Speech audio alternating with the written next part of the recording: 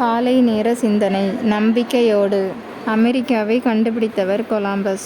ஆனால் இவர் ஐரோப்பாவில் இருந்து இந்தியாவிற்கு கடல் வழியை கண்டுபிடிக்கவே திட்டமிட்டார். எதிர்பாராத விதமாக அமெரிக்காவை கண்டுபிடித்தார். அட்லாண்டிக் பெருங்கடலில் நெடும் பயணம் மேற்கொண்டால் இந்தியாவை அடைந்து விடலாம் என்ற நம்பிக்கை இவருக்கு ஏற்பட்டது. ஸ்பெயின் மன்னரின் உதவியோடு சிலரை துணைக்கு அழைத்து கொண்டு கப்பலில் பயணத்தை தொடங்கினார்.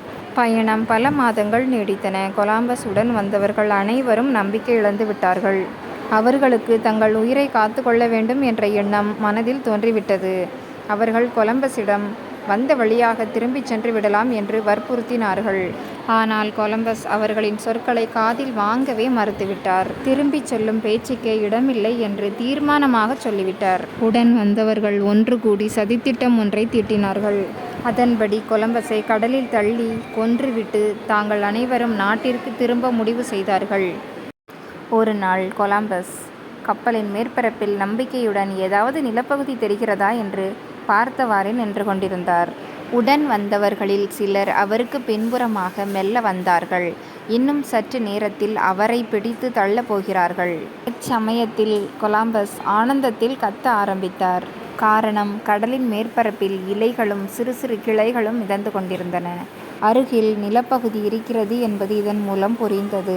தொடர்ந்து பயணித்து சில தினங்களில் ஒரு நிலப்பரப்பினை அடைந்தார்கள். கொலம்பஸ் எதிர்பார்த்தது போல அது இந்தியா அல்ல, அமெரிக்கா. கொலம்பஸின் மனதில் இருந்த ஆழ்ந்த நம்பிக்கையே அவருக்கு வெற்றியை தேடித்தந்தது. கொலம்பஸின் அசைக்க முடியாத நம்பிக்கையே அவரின் பெயரை சரித்திரத்தில் பதிவாக காரணமானது. ஆம் நண்பர்களே, மறுநாள் காலை நிச்சயம் எழுந்து விடுவோம் என்று நமக்கிருக்கும் அசைக்க முடியாத நம்பிக்கையின் அடிப்படையில்தான் நாம் ஒவ்வொரு இரவும் நிம்மதியாய் தூங்கச் செல்கிறோம். வீட்டிற்கு நிச்சயமாய் திரும்பி விடுவோம் என்ற நம்பிக்கையின் அடிப்படையில்தான் நாம் தினம் தினம் வீட்டை விட்டு புறப்படுகிறோம்.